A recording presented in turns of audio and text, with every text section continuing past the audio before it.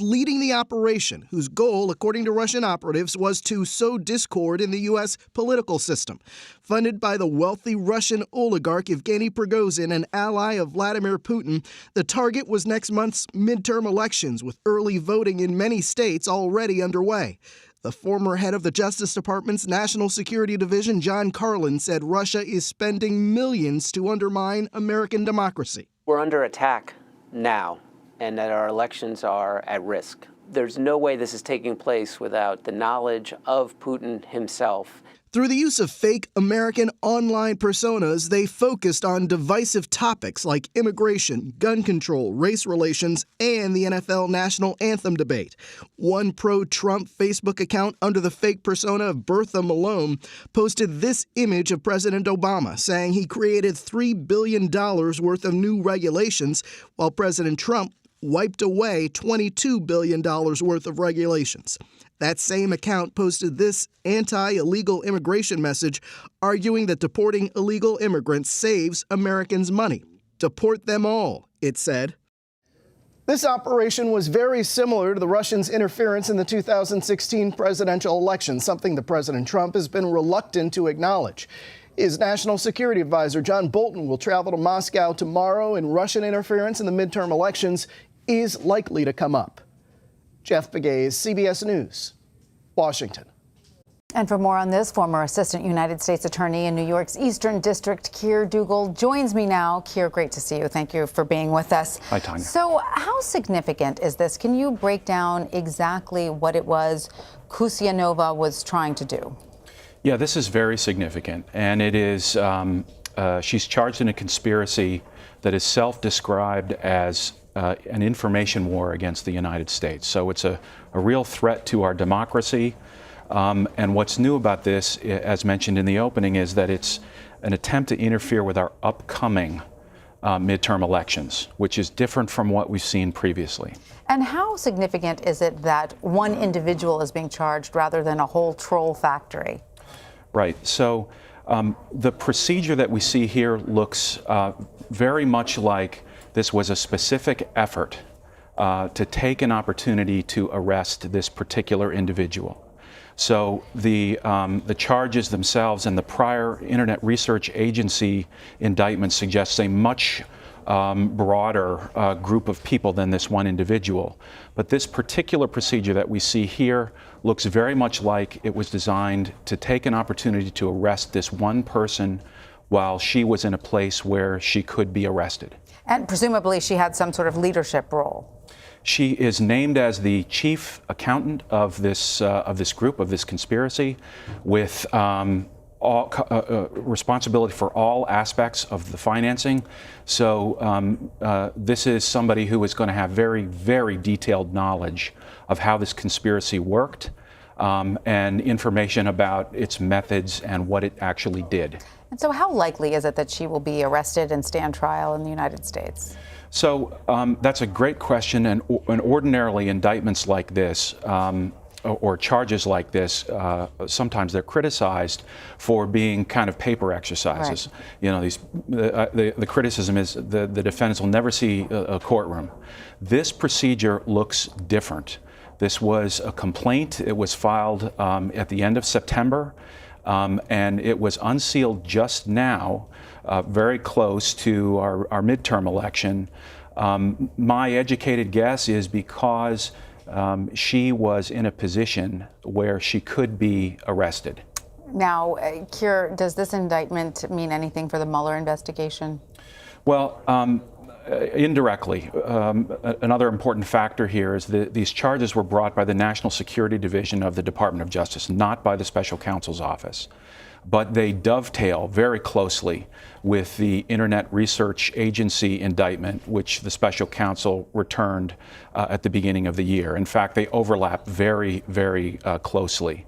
So what these set of charges, I think, indicate to us is it's further evidence of the consensus view of the intelligence community that that Russians were interfering with our election in the past, and now this new set of charges shows that it's continuing up till now with an effort to interfere with our midterm elections. What so many people are worried about is exactly this. Now, Kusinova, has there been any response from her or her attorneys or anyone in any way related to her? So we don't know that yet, or at least I haven't read coverage of that. It's entirely possible that this set of charges was unsealed in support of an extradition proceeding that may be occurring in a foreign country. So, frankly, given the allegations in the Internet Research Agency indictment in February, you would think that the co-conspirators here would have been perhaps more careful about traveling to an allied country that would support us in extraditing someone who was subject to charges here. My educated guess about this is that Ms. Kusinova got a little ahead of her skis and went somewhere where she could be arrested. And so I'll be looking for news of an arrest, perhaps overseas, and then also an indictment. These charges were brought by a complaint. So we don't know her exact location right now, but you have reason to suspect she may be somewhere in an allied country.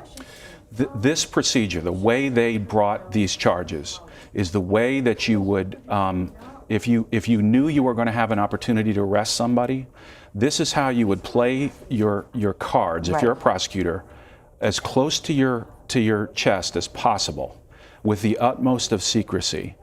You seal these charges. They're waiting. When the opportunity arises, you unseal it and you act upon an arrest warrant. It will be interesting to see if Ms. Kusinova materializes in the next few days.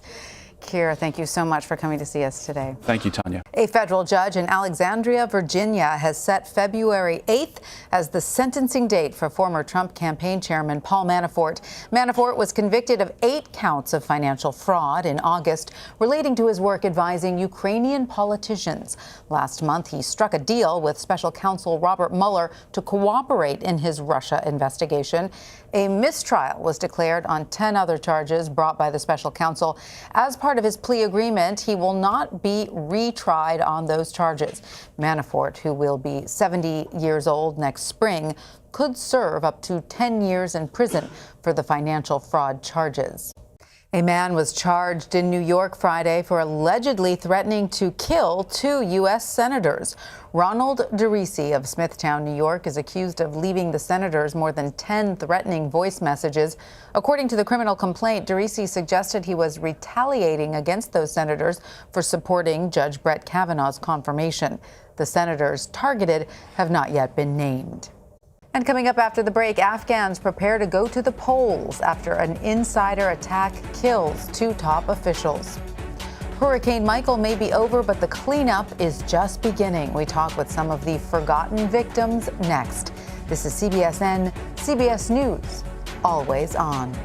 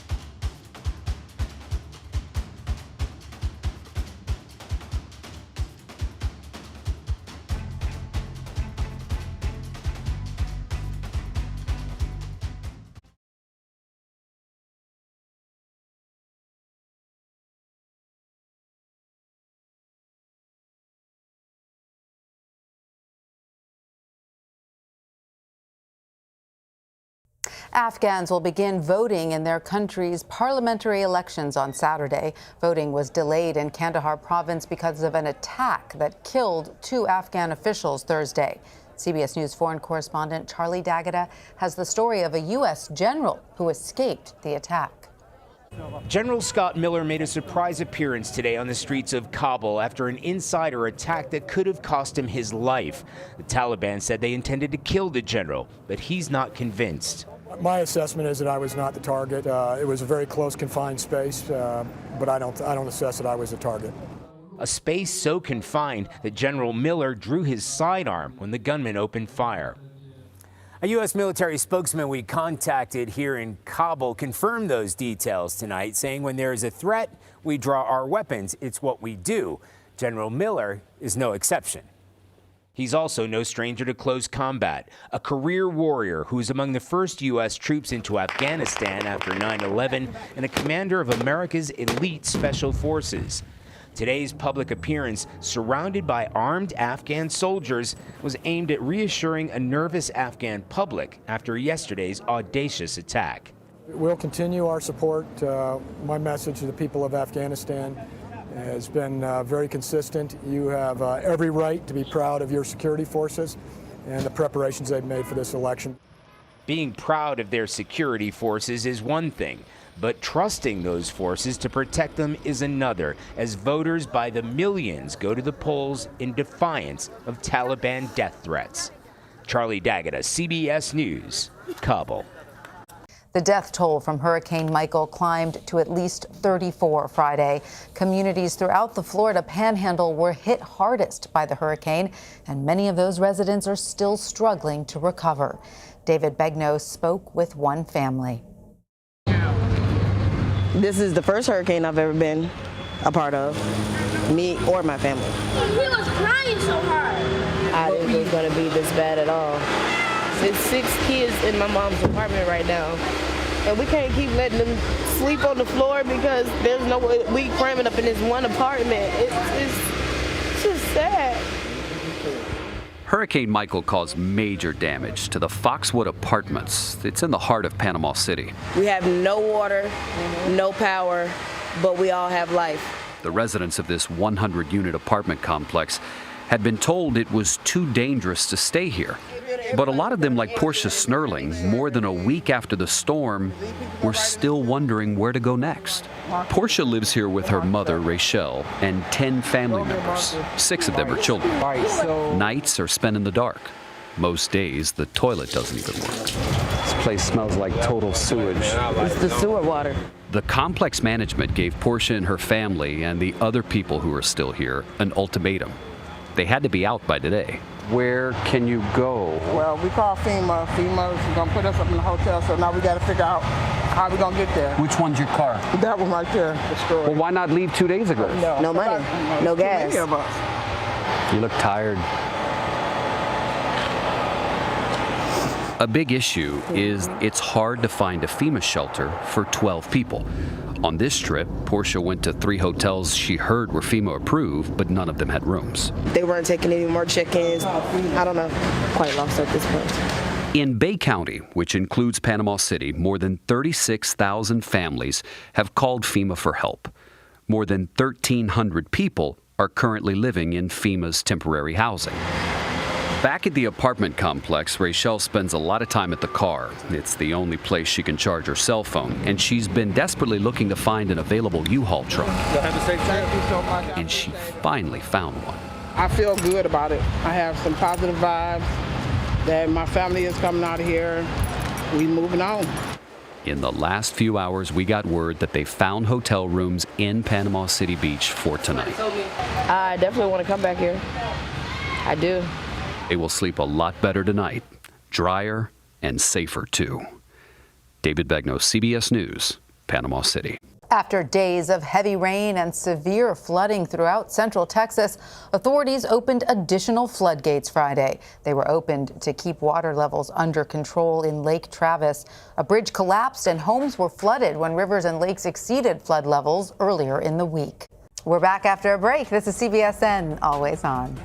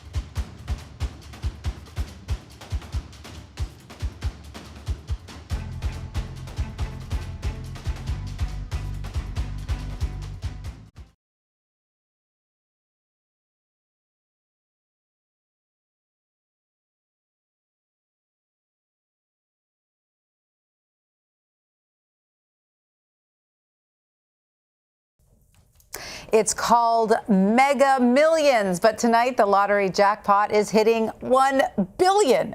CBS This Morning's Saturday co-host Dana Jacobson has more. Good luck to everybody, especially myself. This is the winning ticket right here. Mega, mega, mega.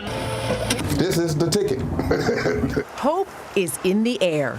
From coast to coast, the urge to buy Mega Millions tickets is contagious. What am I gonna do? Pay off some bills. BMW, the Range Rover. Buy me a house. We're gonna live our lives the way we want to. With an endless wish list of dreams fueling outsized sales, thank you, sir. Good luck. Mega Millions turned into a mega billion-dollar jackpot, the second largest in lottery history. I hope I win. But the chance of winning Mega Millions is just 1 in 302 million. You are 80 times more likely to be killed by a shark. Still, that's no reason to stop these people from standing on a 2-hour line in Prim, Nevada. I only bought one ticket because that's all I need to win is one.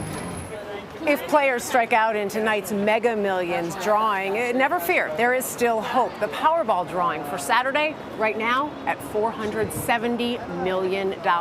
Maybe pocket change in comparison, Tanya, but it's worth a couple tickets like these. Dana Jacobson, thank you. I can't believe I haven't bought my ticket yet. Joining us now is the founder and partner of the Roth law firm, Richard Roth. Richard, thanks for being here. Thanks for having me. As a lawyer who's had so much experience representing past lottery winners, I just have to ask you, do you play the lotto? Did you buy a ticket? I do. I have not yet, but you have till 10:45 tonight.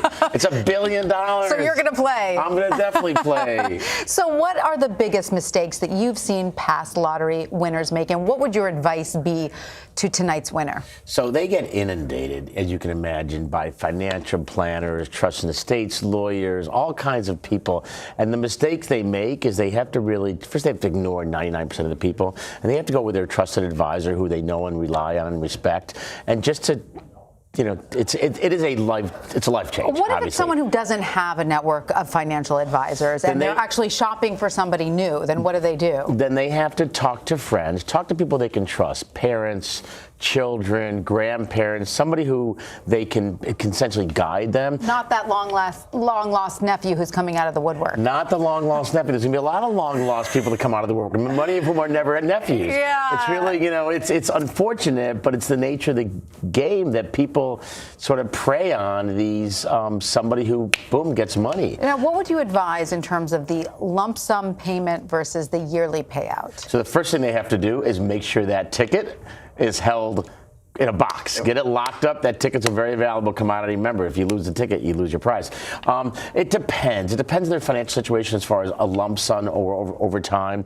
It depends on their age. It depends on their income bracket. I mean, their income bracket's going to obviously change significantly. But you do pay a heavy tax. It's a tax. It's an income tax. It's a 40+% tax. The new code, a little bit less, depending on where you live. So you may want to take it all up front. If you're younger, you may want it over time. I, quite frankly, prefer it all up front. If I win this one, just because you then control the money and it is less. But it's not. But you're somebody who feels comfortable, controlling your financial situation. If it's someone who's a little worried whether they're going to use the money wisely, would you recommend then yearly payouts? Yeah, when you're talking these kind of numbers, then yes, a yearly payout's fine. Normally they're in the tens of millions of dollars, which is taxed, therefore it's $5 million. When you're talking about $1 billion, and the number is just staggering. I can't even imagine I'm thinking of Dr. Evil. Yeah. But if you're talking about $1 billion, then whatever the payout would be annually, it's still going to be the tens of millions of dollars. Yes. So, yeah, an annual payout's not bad. You might get $10 million this year, you can get $10 million next year. Oh, it's all good. It's all good. It really What are we arguing over? Now, what about these cases where people go in as an office pool? Are there extra legal difficulties to that? And have you seen fights erupt over office pools? There are a lot of litigations that ensue when, in fact, I was a part owner. No, I was a part owner. So what you have to do is essentially put it in writing. You're not going to have a formal agreement. Before you find out whether you won or not? Okay. You say the following, let's have the following, the following 5 people go in, put in $5 each. You got to get something in writing because at the end of the day, it's a contract and the question is what's the intent of the parties. Right. So if you're fighting over it and the sixth person says, well, I was in, and you have an email that's saying, well, you really weren't. It was the five of us and we all paid. Therefore, we are in this group. It's better. And you also have family fights. You're going to have family fights. Cousins say, I was part of that, if you will, team of winners. Yeah. So it's important that everything be done in writing. And there are a lot of litigations that are up because $1 billion is outrageous, but even $10 million, $100 million, people talk about it. People fight over that because some people figure they get their shot, they get their lawyer on a contingency, and they'll fight it. But most of the time they lose in those. Most of the time they lose, right? Without a concrete piece of paper. Something. Right? Because at the end of the day, what did you intend when that person walked up and paid for the lottery ticket? Right. And that's what's gonna rule the day. All right. So since you've represented a lot of past winners, are they all happy? Does money really buy happiness? What can you tell us? Well, it's funny. They are happy, but I saw a study not long ago that said several of them are back where they were before they started. So some of them either spend their money unwisely or involved with people who are not as reputable as others. So I did see We're going to take you live now to Mesa, Arizona, where President Trump is taking the stage at a Make America Great Again rally. Let's listen in. God bless the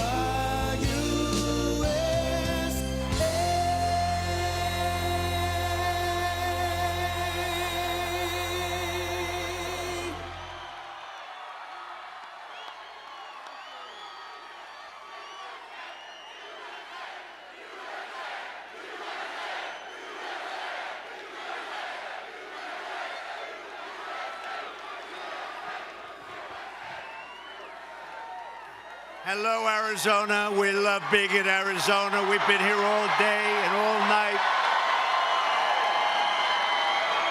It is great to be in the great state of Arizona with thousands of hardworking and beautiful American patriots. Thank you very much. In just 18 days, the people of Arizona are going to send Martha McSally, a great woman. I will tell you, I know her well. She's a great woman. To the United States Senate to protect your jobs, defend your borders, and continue making America great again. And remember, early voting in Arizona is underway right now. So if anybody would like to leave and go out and vote, I don't mind at all. I see all those beautiful red hats and some white ones, right? And some white ones. The white ones are very nice. They're getting swamped by the red. Make America great again, you know that. But what's the new name? Right? What's the new? Go ahead. In about, what do you think, another 12 months? We could almost do it sooner, right? What does it say? Keep America great. Keep America great. Right? We got to get used to that because there's something about that Make America Great Again. It just worked. But Keep America Great is very important because it's true. Because everything we do, they can destroy very quickly if the wrong people get into office. And this is an incredible time for our nation. The unemployment rate just fell to the lowest level in over 50 years. More Americans are working today than at any point in the history of our country. Think of it. That's a big number. That's a big stat. Think of that. Today, more Americans, think of that. More Americans are working than ever in the history of our country. Today, right now. Nice. Nice.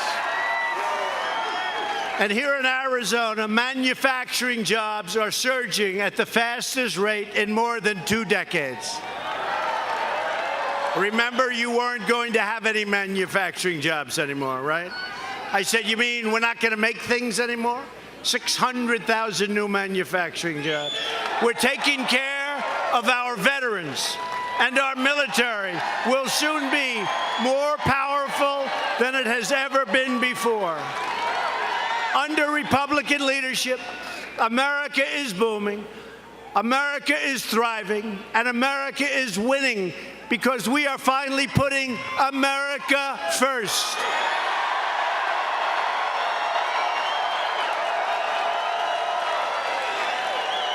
Just last week, we achieved another historic victory for the American people. In a beautiful ceremony at the White House, we proudly swore in the newest member of the United States Supreme Court, Justice Brett Kavanaugh.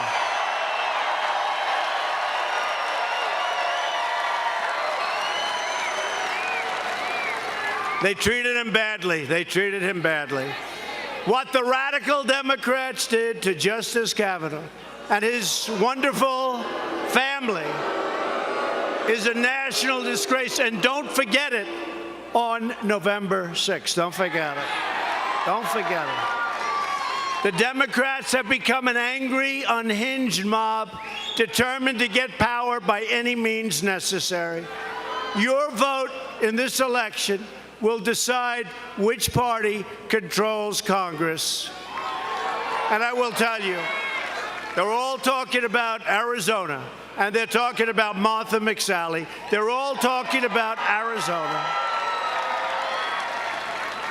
The choice for every American could not be more clear than it is right now. Democrats produce mobs, Republicans produce jobs.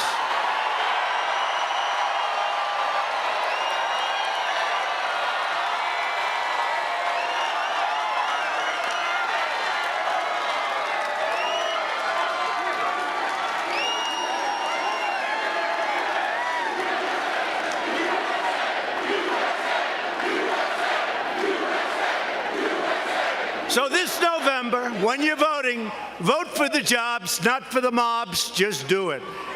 Just do it. You know, it's all very fragile. It can end very quickly. Even Supreme Court, we picked two, Kavanaugh and Gorsuch. Two.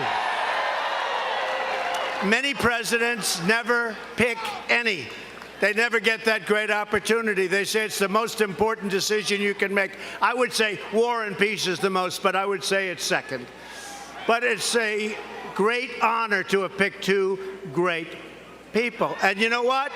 We can pick others before it's over and before even the first term, although we'll have 8 years instead of 4 years, based on everything I see.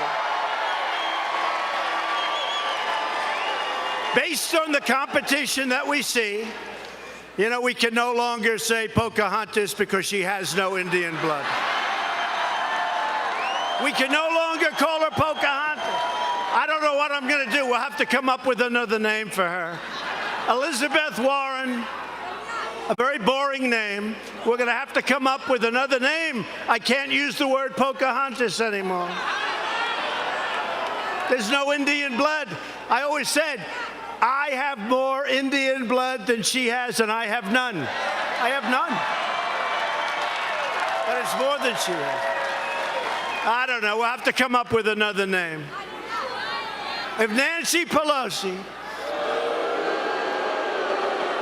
or crying Chuck Schumer and the radical Democrats take control of Congress on November 6th, they will try to plunge our country into a nightmare of gridlock, poverty, and chaos. You know that. It's going to be a mess.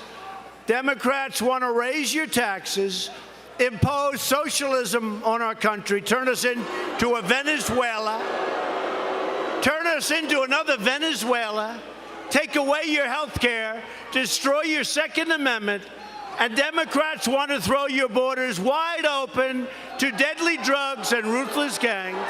Come on in, everybody. Come on in. Come on in, everybody.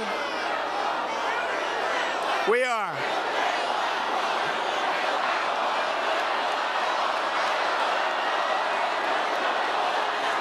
The wall is under construction. We're building the wall, 1.6 billion, another 1.6 billion, another 1.6 billion. I want to build it all at one time. We can do it in 1 year. And you see what's happening.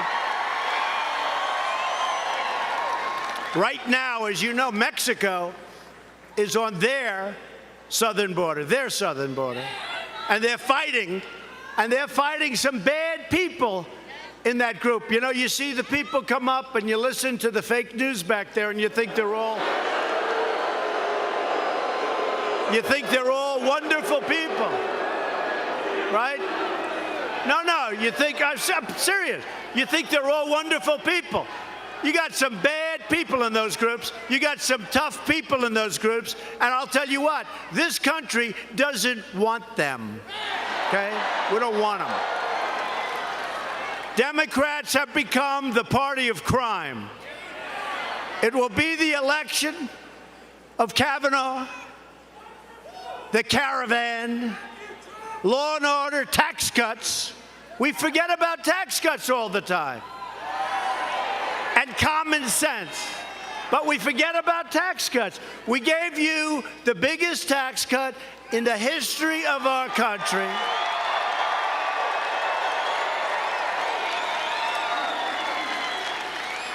And I tell friends of mine that are running for office, we got to stop bringing up tax cuts. It's almost like, we just did it. And we also got rid of the individual mandate, the most unpopular thing, where you have the privilege of paying a fortune for having a second privilege of getting bad health care also for a fortune. No, that's no good. We got rid of the individual mandate. You know another thing we did for, like a lot of people in Arizona, small businesses, farmers, you don't have a state tax. No more estate tax. So if you love your children, which is a question, you may not like them, in which case don't listen to them. If you don't like them, don't leave them the farm. But if you love them, you'll love Trump because you don't have to pay a state tax, okay? That's a big thing. There's so many things we don't have time to talk about them. We got a lot for you. I love you too. Thank you. Thank you. I love you too. The Democrat Party has become too extreme and too dangerous to be trusted with power. If you want to drain the swamp, you must defeat the Democrats. You have to do it. So voting has already begun in Arizona. Many of you already have your ballots. Return them today. Return them tomorrow. Go ahead. Get them in. Vote early. It's all right. But you have to vote on November 6th. And by the way, the early voting shows that Martha is pretty much ahead. We're way ahead of where we're going. It's early voting. Don't get complacent. Remember this. For whatever reason, the party that wins the presidency almost always loses in the midterm. I don't know what that's all about. No, they get complacent. Not here, right? So here's the difference we have. We probably have the greatest economy in the history of our country. So why would we lose? And just don't be complacent, okay? Don't be. And then what happens, you go on, and what happens often, so they lose the midterm, and then they go on to crush in 2020, in the next presidential. I want to win this, and then I win that.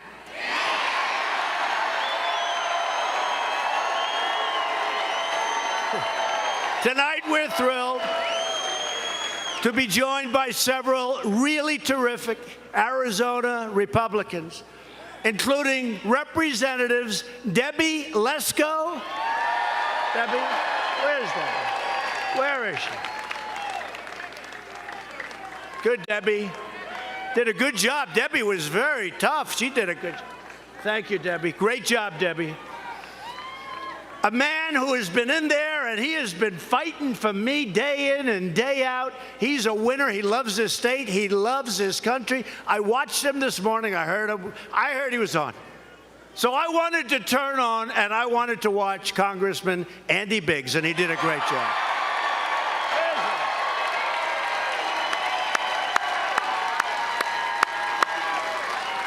Thank you, Andy. Great job. And a man that we all love, and he's solid, and he helped us with health care, and he helped us with every single aspect of what we're doing, tax cuts, borders. He's tough, he's smart, and you love him, Dave Schweikert. Dave.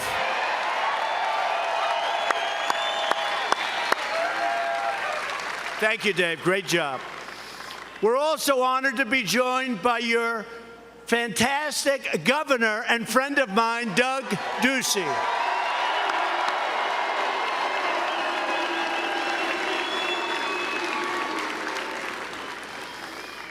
And don't worry about it, Doug. That's that's not.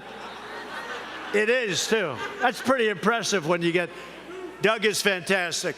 And get out and vote for Doug, by the way. Get out and vote. He's great. He's doing a great job. He loves the state, loves the country.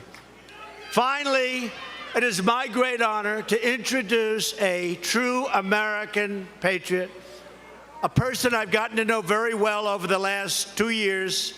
She was always there for us, and she's tough, and she's smart, and she's brave, and she can fly an airplane better than anybody.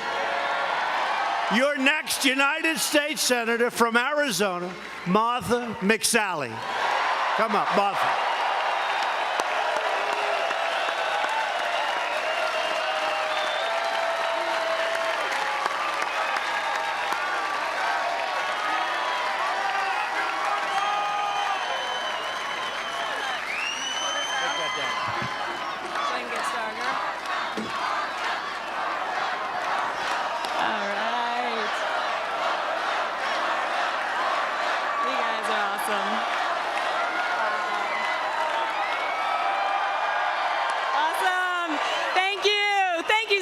President Trump, thank you for coming to Arizona.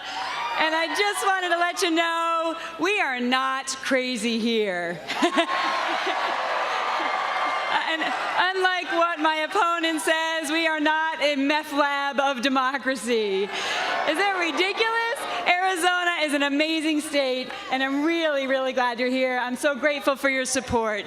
Look, America is back, and Arizona is back. Thanks to the leadership of President Trump and Doug Ducey and the Republican Senate and House. We see so much optimism. We have so many job opportunities. We are rebuilding our military and supporting our troops. And we have Justice Brett Kavanaugh on the bench.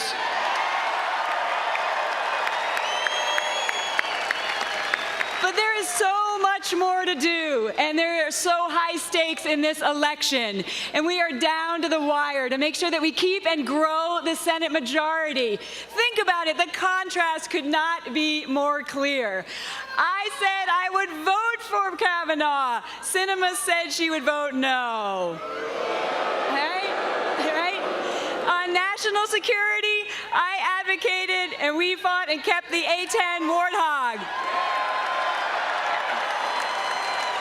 And Sinema advocated to shut down Luke Air Force Base.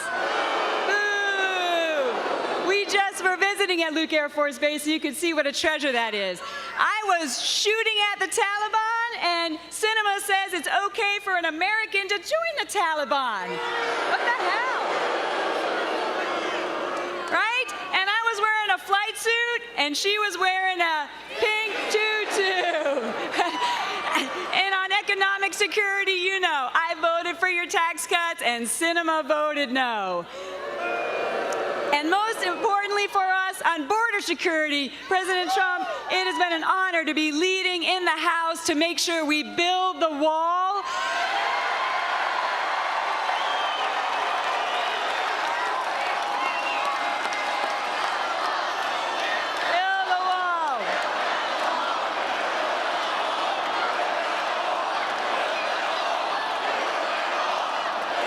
Exactly.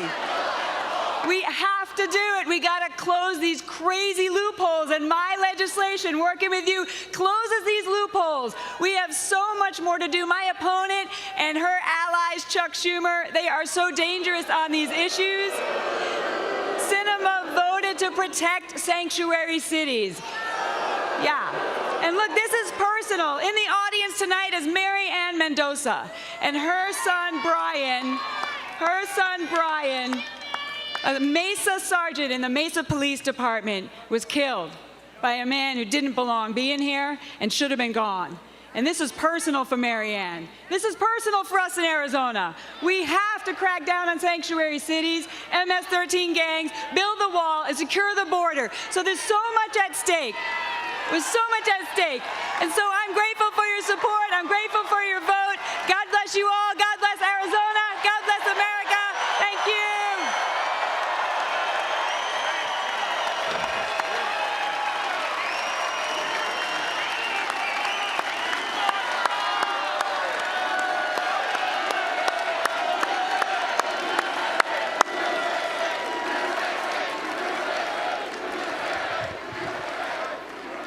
That's fantastic. Martha's a veteran, a great fighter, a warrior, and the first female fighter pilot to fly combat missions in American history. Think of that. She's the first. And I spoke to some of the pilots and fighters just now. We just left. We had an incredible display of talent. Boeing was there, and Raytheon was there, and they were all there. Everybody was there. And the ones that know Martha, they said she could fly her plane like nobody. I like that. That's good. That's good. They were very impressed. They were very impressed. You deserve a senator who truly loves your state and loves to fight for this state and who will never let you down. And that leader is indeed Martha McSally. And Martha's opponent is a far-left extremist named Kyrsten Sinema. And you know, she is. She's being protected by the fake news back there. She's being... Boy, that's a lot. Look at all the people. It's like the Academy Awards today. Look at this. That's a lot of stuff. You think this happens to the average president? No way. And every single time, I hope you're enjoying yourselves. You can turn the cameras back on. I won't say anything bad, I promise. Now, when they think I'm ready to say something bad, all those red lights go off. You know, just... Now, turn them. I'm going to leave you alone. After 9/11, Martha McSally heroically led airstrikes against radical Islamic terrorists. Very successful. But while Martha was bravely fighting the Taliban, Kyrsten Sinema said she had no problems with Americans defecting from our country to join the Taliban. How does that happen? Seriously, how does that happen in Arizona? Explain that one to me. Sinema made these comments even as courageous American service members were giving their lives in the fight against enemy Taliban forces. Kyrsten Sinema also embraced a left-wing radical who was convicted of providing material support to terrorists. This is what you want as your senator? I don't think so. I don't think so. And as you know, and as you just heard, Kyrsten Sinema voted strongly against tax cuts. Now, not because she believes that, but because Nancy Pelosi told her to do it. That's all it is. Nancy Pelosi doesn't believe it. And Maxine Waters told her to do it, too. It's true. She doesn't believe that, but they told her to do it. She'll do whatever they tell her. She voted for Obama's amnesty, and she voted against the border wall. She wants to let poisonous drugs pour into your communities, and that's where they're coming, right through. Sinema voted to support deadly sanctuary cities, and Sinema joined the shameful Democrat mob attacking the great Justice Brett Kavanaugh. He will be great. He'll be a great Supreme Court justice.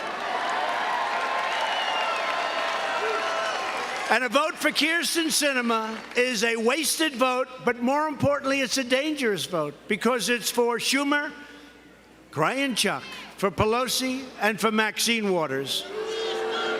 If you don't want radical Democratic mob to control Congress, vote today.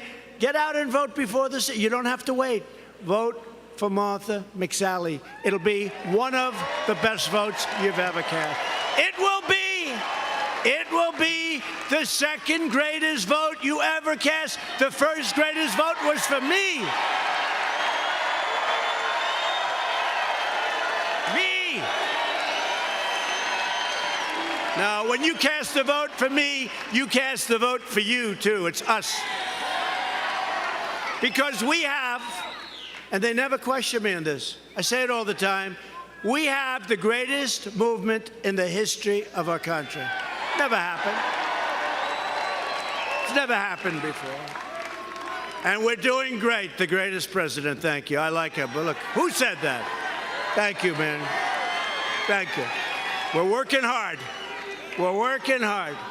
Democrats in Congress have already signed up for a socialist takeover of health care that would eliminate the private health insurance of 3.4 million Arizona residents. You know about that. And it's going to destroy our country, and your taxes will be tripled. The Democrat plan would destroy Medicare and terminate Medicare Advantage for over 500,000 Arizona seniors who depend on it. Democrats' plan to kill Medicare Advantage is especially unfair to Hispanic Americans, of which we have a couple in the room, right? Couple. We're doing very well with Hispanic Americans. Doing very well. Because you know what? They want safety at the border. They want great jobs. Remember the last election? Well, he won't do too well with the Hispanic vote. Did we do well or what? They're still trying to figure it out.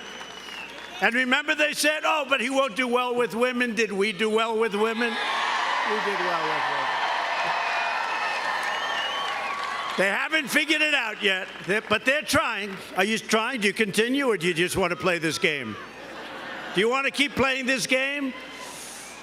1 out of every 2 Hispanic seniors is enrolled in Medicare Advantage, which they're going to destroy. Republicans want to protect Medicare for our great seniors who have earned it and they paid for it. And Republicans will always protect patients with pre-existing conditions. They're trying to put a false narrative out there. And if there is a Republican out there that doesn't, let me know. Believe me, him or her, we'll talk him into it. We're going to protect pre-existing conditions. Just put it down and bank. Remember during the debates, everyone wanted to readjust your Social Security. Let's add some years on. Who was the one person that said, I'm not touching entitlements? Thank you. Thank you. And remember I said, right? And I haven't. There's been a lot of presidents that made big promises. All of a sudden, their career is over. You know a few of them. You've watched it. And it's not a pretty sight when it happens. It's not pretty at all. Not going to happen to me. But I was on stage during all those debates, which we won, by the way, every single one of them. But I was on stage with all those debates, first with some really fine people, the Republicans, and then with a very dishonest person, crooked Hillary Clinton. And during that time,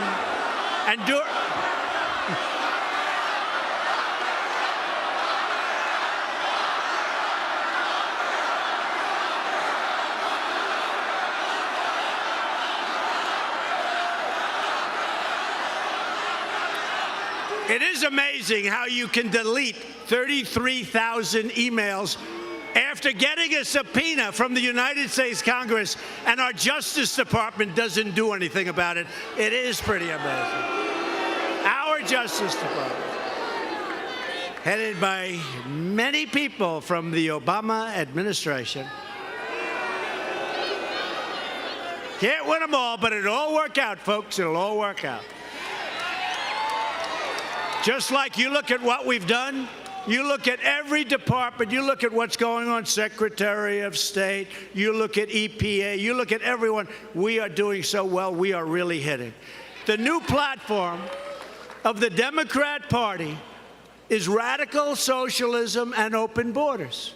As we speak, the Democrat Party is openly inviting millions of illegal aliens to break our laws, violate our borders, and overwhelm our nation.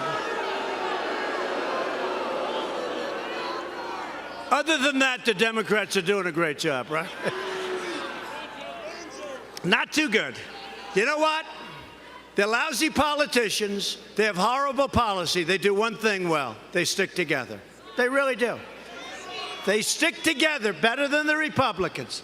The one thing they do, and they stick, they don't want us to have the victory of a wall, even though we got much more money for our military, many, many times more. We got money, but they don't want us to have the wall, even though they know it's the right thing. They will fight to the death because they don't want us to have the wall, but we've started the wall anyway, and we're going to get that done.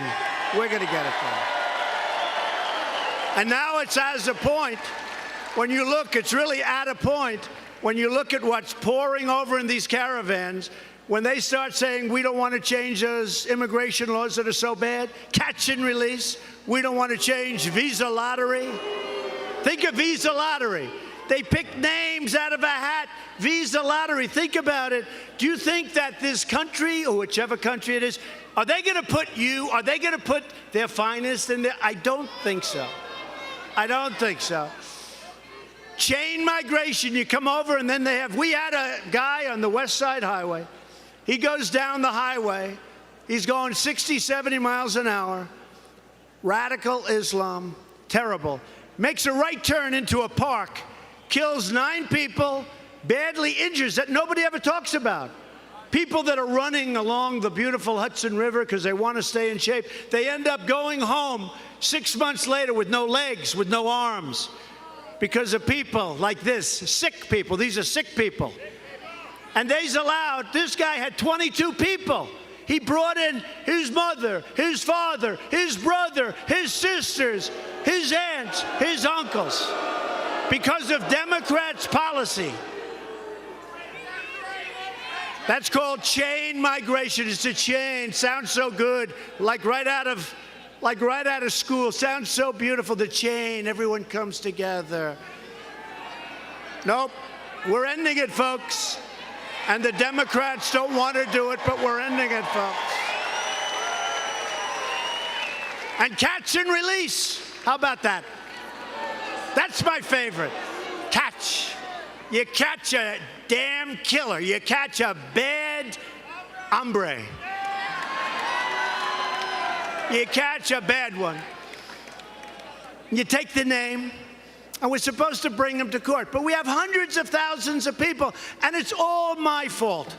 You know why?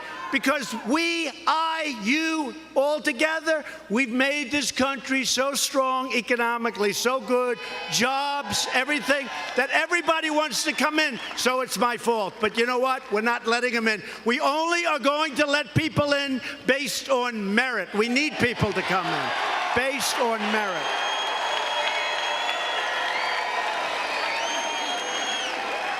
So you have catch and release. They put 1 foot. They don't need 2.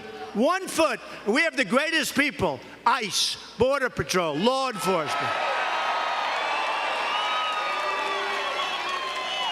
And the law doesn't allow us to throw them the hell out. We have to take them, we have to write them up, and then we say, come back in 3 years for a court case. In the meantime, they're released into our society. And you know what the percentage of people that come back for the case? 3%. No, you're wrong. He said 0. You were slightly off. 3%. 3% show up 3 years, 4 years, 5 years later. It's a disgrace. And the Democrats do it. And we don't have enough votes. We don't have enough Republicans to override their negative vote, because they do stick together.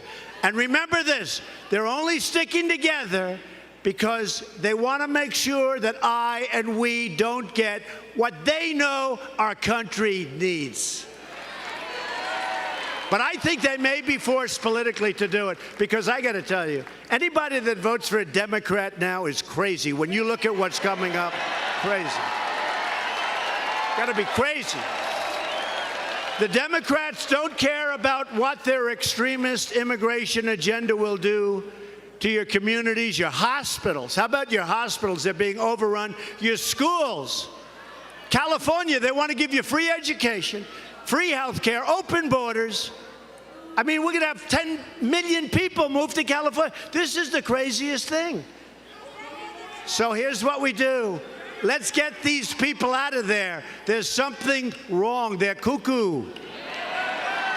The Democrats don't care that a flood of illegal immigration is going to totally bankrupt our country, because all the Democrats want is power. And don't forget, everybody that comes across the border, for the most part, they're going to vote Democrat. They're not voting Republican. They're going to vote Democrat. So nobody said they're stupid, but it's bad for our country. But they're going to vote Democrat. No matter what we do, they will be voting Democrat, and they understand that. That's why Democrats support programs like catch and release. That's why Democrats want to give illegal aliens free welfare, free health care, and free education. Give them a driver's license. Give them a driver's license. Next thing you know, they'll want to buy them a car. Then they'll say the car's not good enough. How about a Rolls Royce?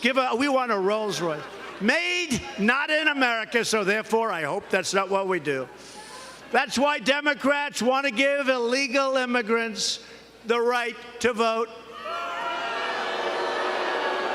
How about in California, where illegal immigrants took over the town council, and now the town council is run by illegal immigrants in a town? I mean, is this even believable? You tell this stuff. It is sick. That's why Democrats want to abolish ICE, the most brave people. These people, I wouldn't want their job. Nobody up here wants their job, I can tell by looking. They go into the toughest situations. We call them nests. Nests are very bad people. They don't like using guns. They'd much rather use knives because it's much more painful and slower. These are really bad people. And ICE goes in there, and it's like a day at the office. No problem. And they free towns like in Long Island. They liberate towns. It's like liberation from a war. They liberate towns. And the Democrats think that ICE isn't nice. We have to get rid of ICE. We cherish ICE, and we cherish Border Patrol, and we cherish our law enforcement. The casualties in the Democrats' open borders crusade are innocent American families and lives. And we have some of these incredible people with us tonight. Democrat immigration policies allow poisonous drugs, vicious gang members, and MS-13 killers to pour into our country. And we've done a great job. We have removed thousands of MS-13. Get them the hell out. Thousands. Thousands and thousands. And Democrat sanctuary cities release dangerous predators out of a jail and straight into your communities. This is not what you want. I know the people of Arizona. You don't want it. A Democrat victory in November would be a bright, flashing invitation to every trafficker, smuggler, drug dealer, and illegal alien on the planet. Come on in, folks. A Republican victory would send the message that America will enforce our borders and defend our citizens. It's important. This is your choice in November. This is your real choice. I don't think you have a choice, but what am I? How can I say that? You're supposed to vote. I don't think you have a choice, okay? I know the people in this room too well. Democrats believe illegal border crossers should be immediately set free. Republicans believe illegal border crossers should be immediately sent home, or if they're criminals, put in jail. Democrats believe our country should be a giant sanctuary city for criminal aliens. They want it to be a big, fat, beautiful sanctuary city, the whole country, for criminal aliens. Republicans believe our country should be a sanctuary for law-abiding Americans. Democrats believe American taxpayers should provide free welfare to illegals. That's wonderful. How about California? They owe $2 trillion. They owe more money than any place has ever even dreamt of. And now they have a man running for governor who wants to actually let the entire world pour into a state, give them free welfare, free education, free licenses, free everything. And they have no money. And they have no money, and they owe a fortune. Other than that, it's a great idea. Republicans believe welfare should be protected for truly needy Americans that need it. If you want to save your country, if you want to protect your family, if you want to defend American laws, the borders, the sovereignty, the dignity, then you must vote for Martha and vote for Republican on November 6th or before. This election is also about prosperity. In less than 2 years, we have created over 4.2 million new jobs and lifted over 4 million Americans off of food stamps. Think of that. Hispanic American household income is at an all-time high. Who is a Hispanic American in this room?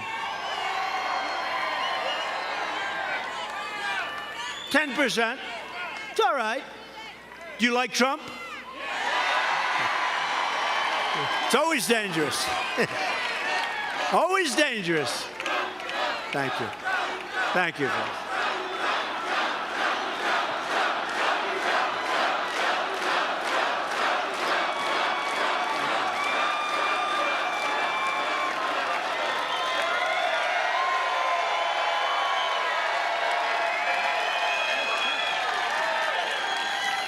Hispanic American poverty has reached an all-time historic low. Hispanic American unemployment has reached its lowest rate ever recorded in history. African American and Asian American unemployment have reached their lowest rates ever recorded in the history of our country. And women's unemployment at 3.6% is the lowest it's been in 65 years. Every day we are living by our motto, promises made, promises kept. And some of the fake news, and they say that I made promises and I actually kept more promises than I made. I think we've done more than we've even said. And we're not finished. We're not finished yet. We're not finished. 2 weeks ago, I announced that we are replacing the horrible, disgusting, terrible NAFTA deal with an incredible brand new U.S.-Mexico-Canada agreement. The USMCA, all done. Great deal. Got to be approved by Congress, but even the Democrats like it. Can you believe that? Can you believe it? Chuck Schumer actually said really good things about it. Can you believe it?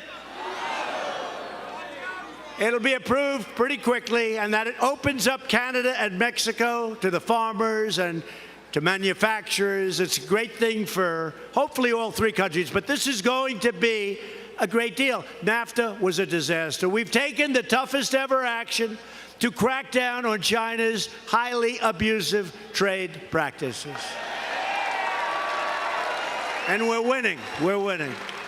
And Republicans passed the biggest package of tax cuts and tax reforms in American history, including Anwar in Alaska.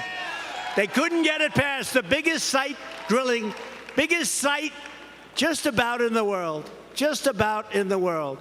And President Reagan really tried, great guy, couldn't get it done. President Bush, all of them.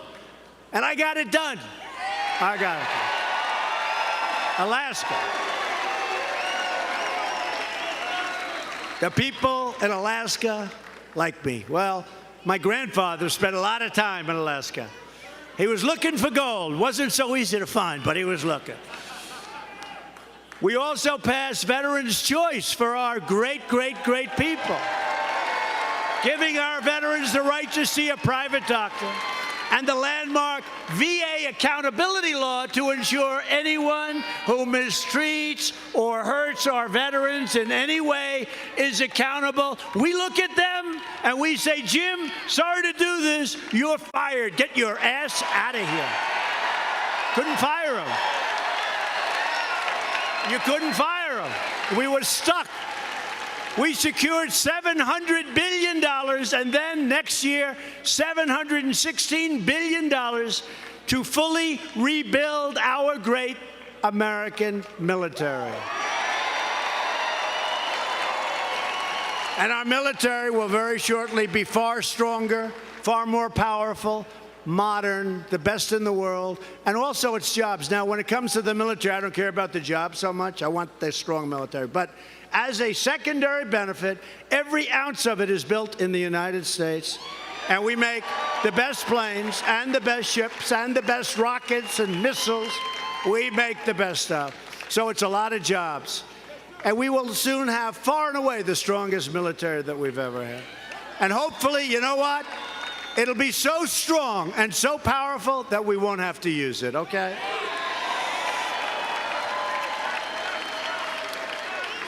If it wasn't powerful, we probably would have to use it. That's the way life works. At my direction, the Pentagon is now working to create a sixth branch of the American Armed Forces called the Space Force. Very serious. Very serious. I withdrew the United States from the horrible one-sided Iran nuclear deal, a disaster. And you remember a day before I came into office, it looked like Iran was just going to take over the Middle East. There was no stopping them. Guess what? They're struggling right now. They're really struggling. They're having riots every weekend. They are struggling right now. They are having a hard time. And we've recognized the capital of Israel and opened the American embassy in Jerusalem.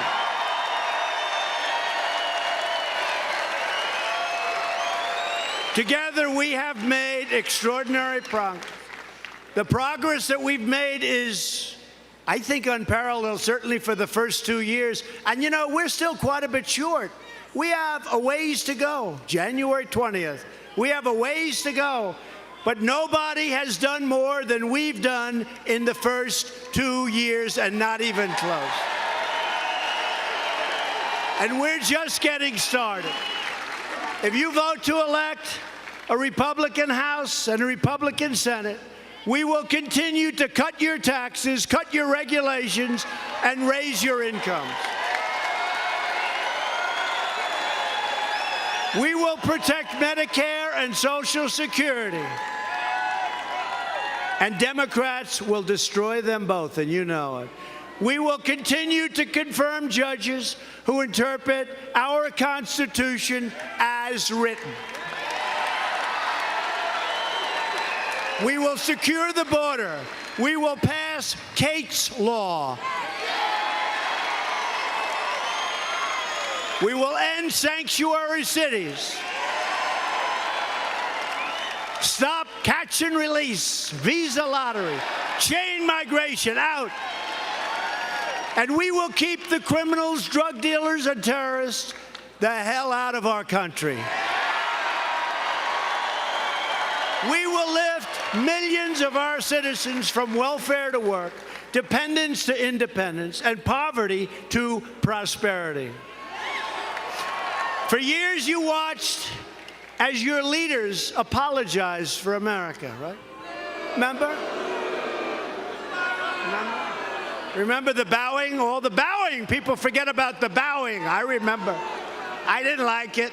All the bowing. Now you have a president who is standing up for America. We're standing up for your values. We're standing up for the people of Arizona. We are proudly standing up for our great national anthem. But to continue this incredible momentum, to defend your state and your country, I need you to get your friends, get your family, get your neighbors, get your coworkers and get out and vote for Martha McSally. November 6th is the latest, but vote early. Martha's a courageous fighter. She's the person you need in Washington. You will be so proud of her. She loves this state so much. You will be, seriously, you will be so proud of her. A vote, thank you. She said, I'm proud of you too. A vote, that's right. People always said, oh, this is going to be an easy job. Nothing easy about it, folks. That's nothing easy. But we love it. You know why we love it? They just asked me recently, do you like it? It's hard. I said, it's only hard because I choose to work 24 hours a day. I could make it easy. I don't have to do this. I don't have to do this. But you know why I love it? Because we are accomplishing so much far greater than anybody ever thought, including them. And they give us credit for it. They happen. They happen. A vote for a Republican Congress is a vote for more jobs, more wealth, and more products made right here in the USA. That's what we want. Remember? It's a vote to respect our laws and respect the heroes of law enforcement. And a vote for Republicans is a vote to reject the Democrat politics of hatred, anger, and division, and to celebrate the greatness and the glory of being an American. And it is. It's great and it's glorious. Loyal citizens like you help build this country, and together we are taking back our country, returning power to you, the American people, and that's happening.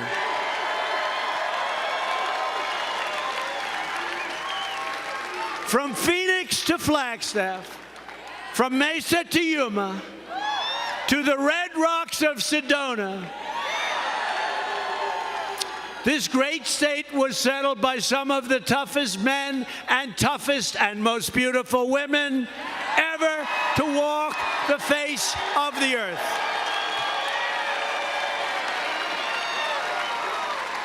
Now they're going to say tomorrow, he called women beautiful. Isn't that terrible? It'll be, Trump calls women beautiful. You're beautiful. You are beautiful. Beautiful. You always were, and you always will be. That is funny. I'm thinking, I'm just watching them say, I think we got him. I think we got him. I think we got him.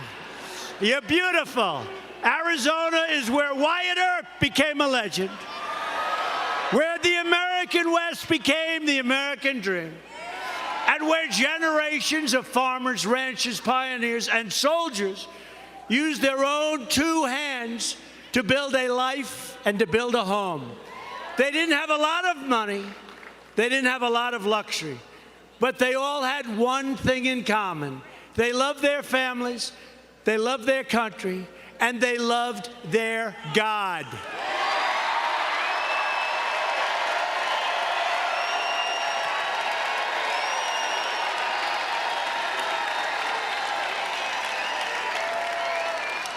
These courageous Arizona patriots did not shed their blood, sweat, and tears so that we could sit at home while others tried to erase their legacy and destroy our proud American heritage. For the sake of our freedom and for the sake of our children, we are going to work, we are going to fight, and we are going to win, win, win.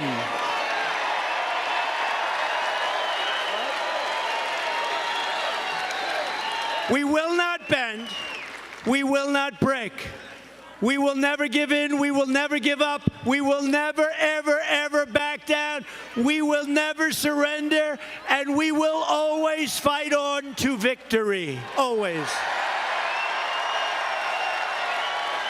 Because we are American and our hearts bleed red, white, and blue.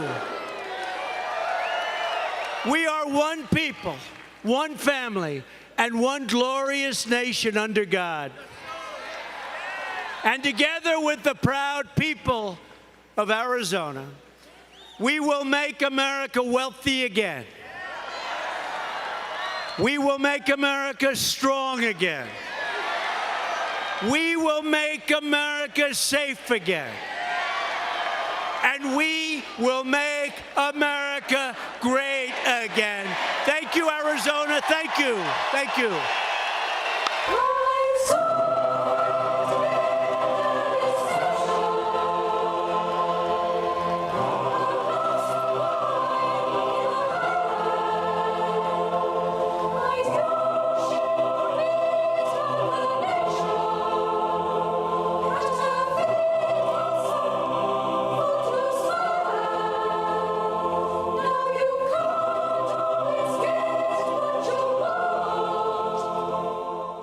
And we've just listened to President Trump holding a campaign rally, one of his Make America Great Again rallies.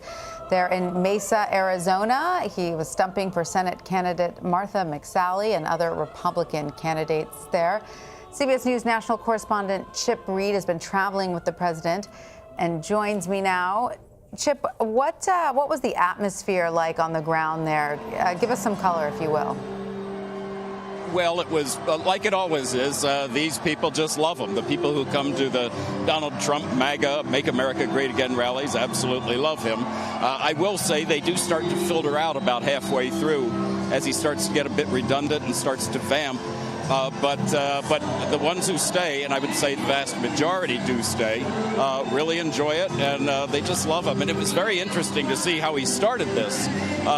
The Marine One, the helicopter he came in on is over there, and first they had the Osprey aircraft that carried the press and the staff come in, and then another helicopter came in, and then finally Marine One came in, and he really knows how to put on a show. It is a show. This is something this is something that President Obama or George W. Bush would never have done. No. But he really takes advantage of the opportunity to give them the best show he can possibly give them. And I think he loves it. It's clear, this is half the fun, if not more, of being president for Donald Trump. So, Chip, remind us, why is the president in Arizona exactly? We know he's stumping for Martha McSally. How close is this race? Well, it's a very close race, and it's the same reason that he's going to be in Nevada tomorrow. It's the same reason that he was in Montana the day before that, and it's the day before yesterday. And it's the same reason he's going to Texas early next week, and probably Tennessee, and all the races, all the close Senate races are what he really cares about. There's no way he can cover the country for all the close House races or the ones that are up in the air. But in the Senate, it's a relatively small number of races, and he can hit each state where there's a really close race. And if he loses the Senate, that's big trouble. If he loses the House, that's trouble. If he loses the House and the Senate, that is really big trouble for the president.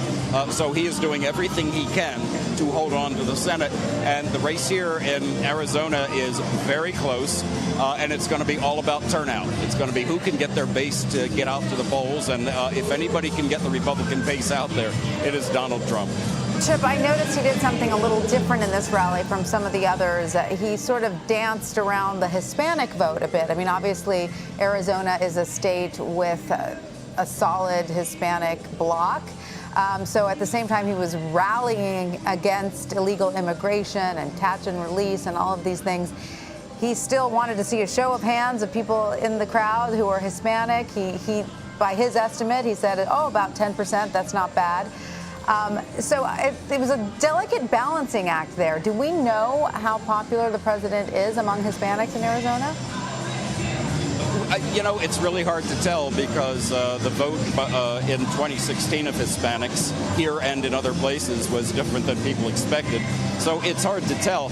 But you did touch on what I think was the most important thing in this rally and the big difference from other rallies, that in the last few days he has really latched onto the immigration issue and in particular the caravan issue. He is trying to turn the caravan into something to be feared by Americans, especially by Republicans who he wants to turn out and vote. And he is just hammering away on that theme.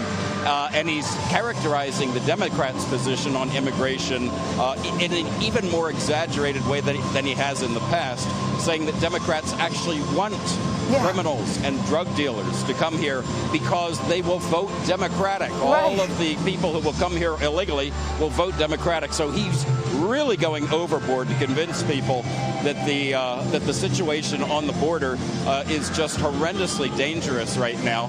And don't forget, the caravan is still down at the Mexico-Guatemala border, which if you were to walk that, and most of these people are walking it, if you were walking from there to Texas, that would be like walking from Washington, D.C. to Florida. If you walk from there to here in Arizona, that would be like walking from Washington, D.C. to Texas. So it's not as though they're going to be arriving any day.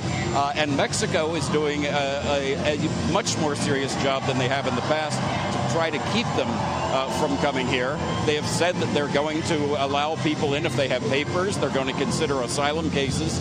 But people who don't have papers and are do not qualify for asylum are going to be sent back, mostly to Honduras. But there are also some people from Guatemala and from El Salvador. And Mexico is taking a much harder line than they have in the past. So it's probably going to be much more difficult for these people to make that incredibly long and arduous journey from the border, the southern border of Mexico, to the U.S. border with Mexico. Well, absolutely. Chip Reed, thank you so much. Try and get some rest. We know it's been a long day for you. Thank you so much. Thank you. And we're going to go now to Las Vegas, where earlier tonight the Nevada candidates for U.S. Senate had their first debate. Republican Dean Heller is defending his seat from his Democratic challenger, Congresswoman Jackie Rosen. It was hosted by our Las Vegas affiliate, KLAS. Tonight, two candidates for U.S. Senate face off in the Las Vegas studios of 8 News Now. Democratic Congresswoman Jackie Rosen. Because Nevada should come first. And incumbent Republican U.S. Senator Dean Heller. Future is up to you. With early voting starting, tonight is the chance for these candidates to separate themselves on the issue.